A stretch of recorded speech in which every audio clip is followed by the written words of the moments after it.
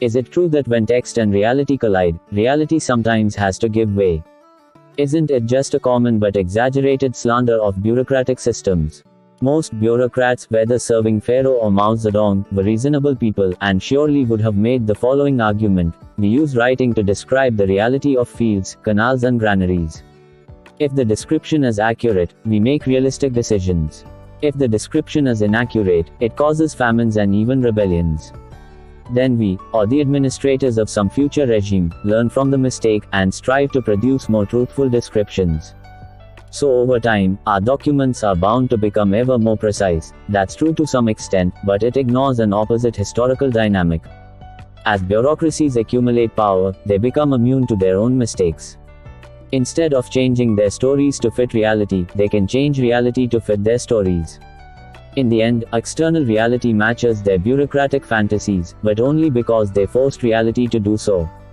For example, the borders of many African countries disregard river lines, mountain ranges and trade routes, split historical and economic zones unnecessarily, and ignore local ethnic and religious identities. The same tribe may find itself riven between several countries, whereas one country may incorporate splinters of numerous rival clans. Such problems bedevil countries all over the world, but in Africa they are particularly acute because modern African borders don't reflect the wishes and struggles of local nations. They were drawn by European bureaucrats who never set foot in Africa. In the late 19th century, several European powers laid claim to African territories.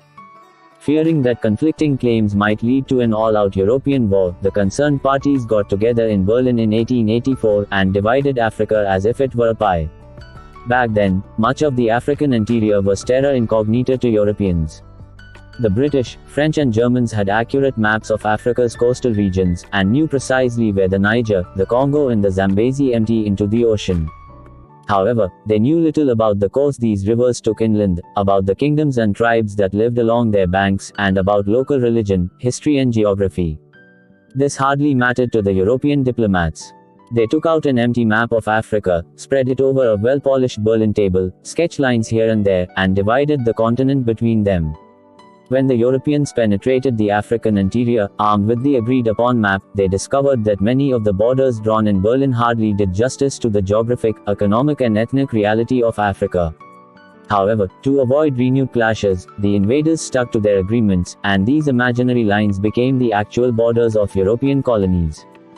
During the second half of the 20th century, as the European Empire disintegrated and the colonies gained their independence, the new countries accepted the colonial borders, fearing that the alternative would be endless wars and conflicts.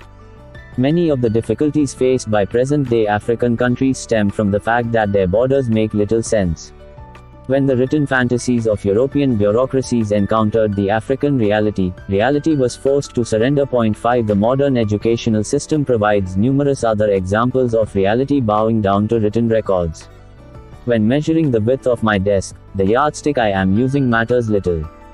My desk remains the same width regardless of whether I say it is 200 centimeters or 78.74 inches. However, when bureaucracies measure people, the yardsticks they choose make all the difference.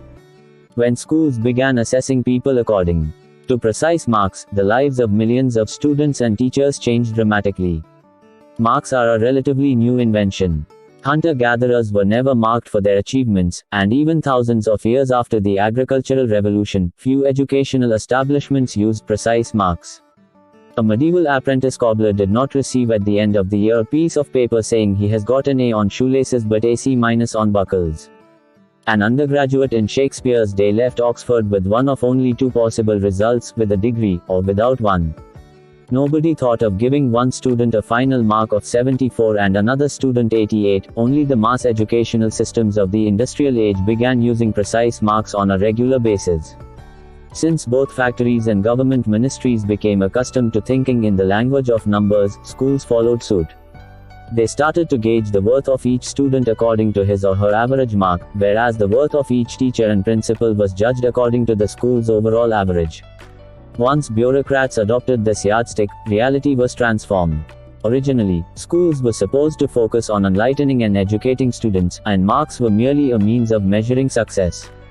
But naturally enough, schools soon began focusing on getting high marks. As every child, teacher and inspector knows, the skills required to get high marks in an exam are not the same as a true understanding of literature, biology or mathematics. Every child, teacher and inspector also knows that when forced to choose between the two, most schools will go for the marks. The power of written records reached its apogee with the appearance of holy scriptures. Priests and scribes in ancient civilizations got used to seeing documents as guidebooks for reality. At first, the texts told them about the reality of taxes, fields and granaries. But as the bureaucracy gained power, so the texts gained authority. Priests wrote down not just the gods' property list, but also the gods' deeds, commandments and secrets.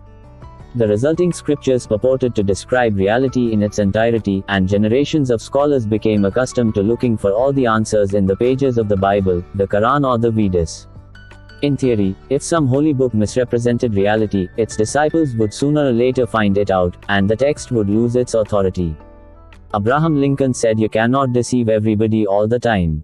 Well, that's wishful thinking. In practice, the power of human cooperation networks rests on a delicate balance between truth and fiction. If you distort reality too much, it will weaken you, and you will not be able to compete against more clear-sighted rivals. On the other hand, you cannot organize masses of people effectively without relying on some fictional myths. So if you stick to pure reality, without mixing any fiction with it, few people would follow you. If you used a time machine to send a modern scientist to ancient Egypt, she would not be able to seize power by exposing the fictions of the local priests and lecturing the peasants on evolution, relativity and quantum physics. Of course, if our scientist could use her knowledge in order to produce a few rifles and artillery pieces, she could gain a huge advantage over Pharaoh in the crocodile god Sobek. Yet in order to mine iron, build furnaces and manufacture gunpowder, the scientist would need a lot of hardworking peasants. Do you really think she could inspire them by explaining that energy divided by mass equals the speed of light squared? If you happen to think so, you are welcome to travel to Afghanistan or Syria and try your luck.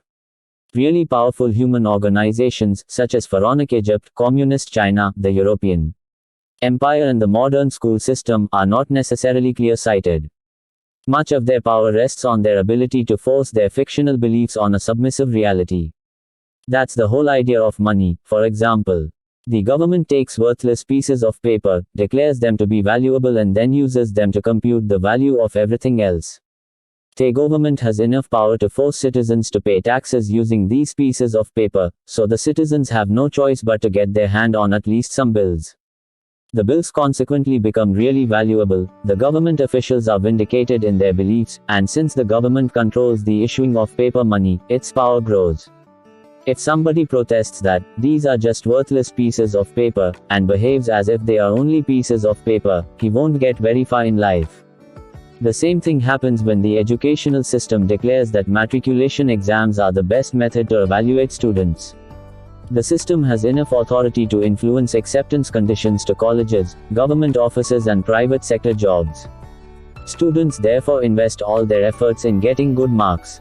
Coveted positions are manned by people with high marks, who naturally support the system that brought them there. The fact that the educational system controls the critical exams gives it more power, and increases its influence over colleges, government offices and the job market. If somebody protests that the degree certificate is just a piece of paper, and behaves accordingly, he is unlikely to get very far in life. Holy scriptures work the same way. The religious establishment proclaims that the Holy Book contains the answers to all our questions. It simultaneously forces courts, governments and businesses to behave according to what the Holy Book says. When a wise person reads scriptures and then looks at the world, he sees that there is indeed a good match. Scriptures say that you must pay tithes to God, and look, everybody pays. Scriptures say that women are inferior to men, and cannot serve as judges or even give testimony in court, and look, there are indeed no women judges and the courts reject their testimony. Scriptures say that whoever studies the word of God will succeed in life, and look, all the good jobs are indeed held by people who know the Holy Book by heart.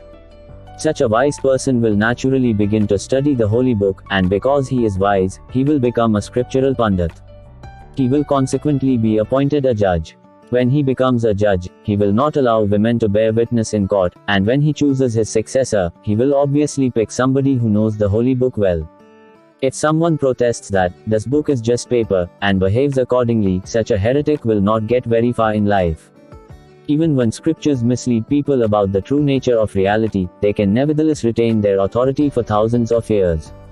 For instance, the biblical perception of history is fundamentally flawed, yet it managed to spread throughout the world, and billions still believe in it.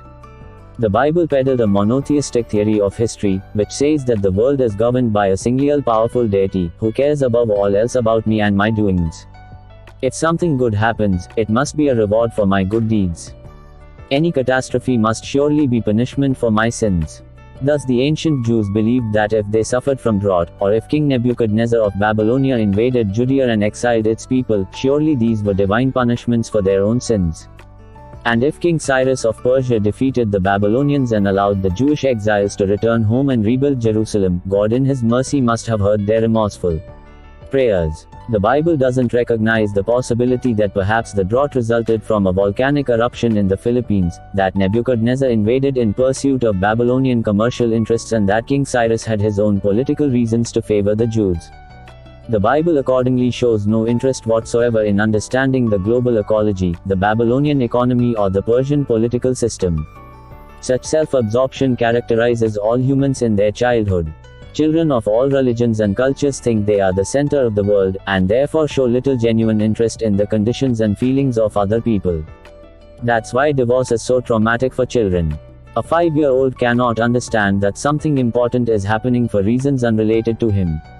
No matter how many times you tell him that mommy and daddy are independent people with their own problems and wishes, and that they didn't divorce because of him, the child cannot absorb that.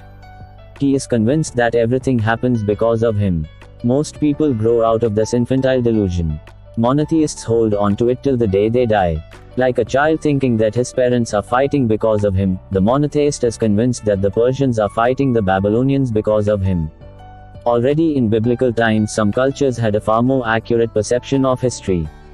Animist and polytheist religions depicted the world as the playground of numerous different powers rather than a single god. It was consequently easy for animists and polytheists to accept that many events are unrelated to me or to my favorite deity, and they are neither punishments for my sins nor rewards for my good deeds. Greek historians such as Herodotus and Thucydides, and Chinese historians such as Sima Qian, developed sophisticated theories of history which are very similar to our own modern views.